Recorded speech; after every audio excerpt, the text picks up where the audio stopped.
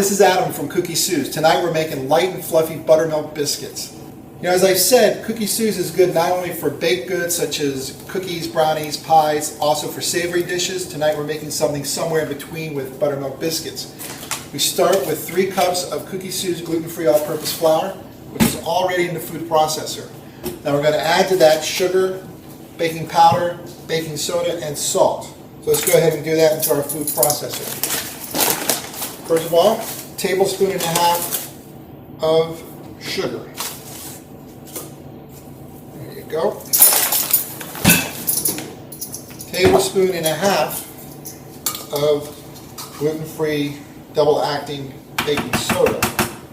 Always look for ingredients that say gluten-free on the package. Now we're going to do 1.5 teaspoons salt.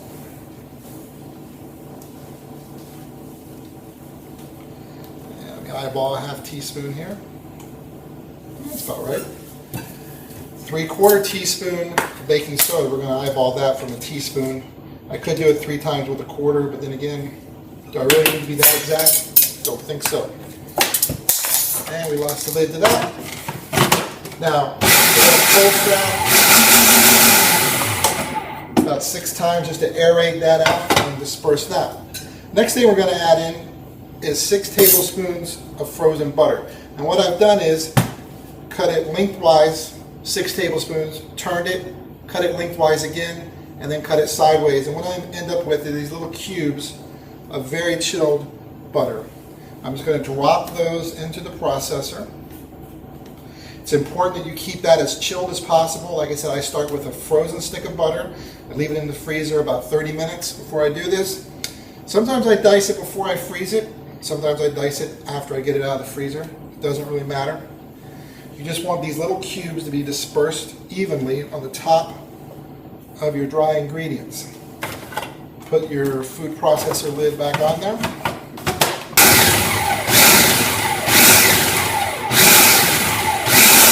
Going to pulse that about 6 to 8 times.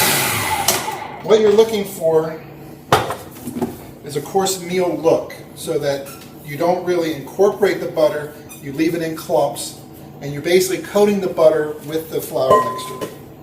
We're just going to empty all that into a large mixing bowl.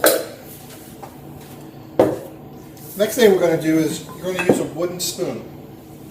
We're going to use a wooden spoon, and we're going to make a well in the middle of our dry mix, sort of similar to when you're making pasta. And we're going to pour 1.5 cups of cold buttermilk, preferably low-fat buttermilk is the perfect consistency for this. Now we're just going to gently mix that up. Again, the goal, you're not really folding, but we're not really vigorously stirring either. We don't want to disturb that butter too much. And at the end of the mixing process here, what we're going to look at is sort of a moist, sort of clumpy looking texture. Not completely smooth. Let me show you what this looks like when you're done. See that? Alright, now the next part of the process is a little bit different than you may be used to. So, the hardware.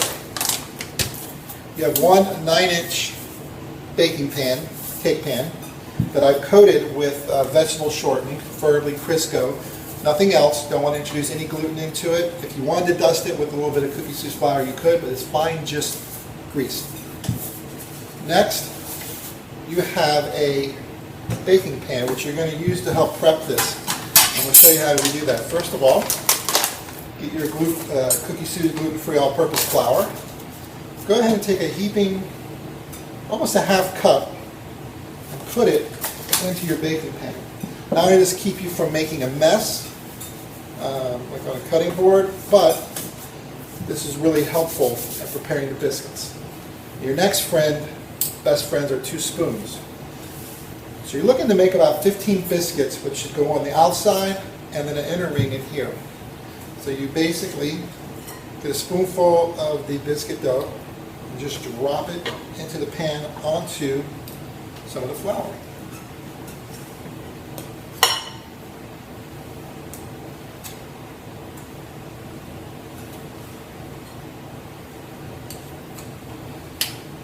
Now, the closest thing this reminds me of is making meatballs. You're basically going to swish around the biscuit dough, coat it with flour, make it into about a good meatball size. Just tuck it there into the side of the pan. All right, so now we got those in the pan. That's what 15 of them look like, tucked in there. The oven we have preheated to 500. I'm going to throw it in like that, and I'm going to cook it for 5 minutes.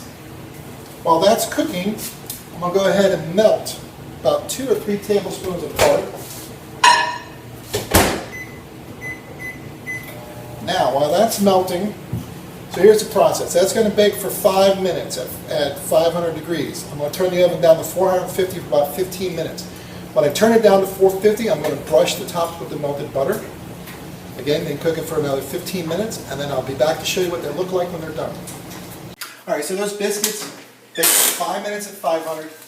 Then I brushed on some butter, and now they've cooked for about 15 minutes at 450. And the same oven, just turn down the temperature and let them continue to bake.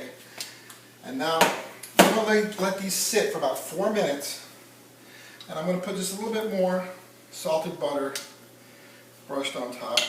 Okay, so now they've cooled for about 4 to 5 minutes. Best tool to get them out is a sharp steak knife and a fork. Basically just cut around the biscuits gently to separate them. Get your fork in, pull it up, and there you have light and fluffy gluten-free buttermilk biscuits. Now when you first start baking gluten-free, people will say the key is to lower your expectations. Things will never be as good as real. Well, I guarantee this is just as good as a glutinous biscuit will ever be.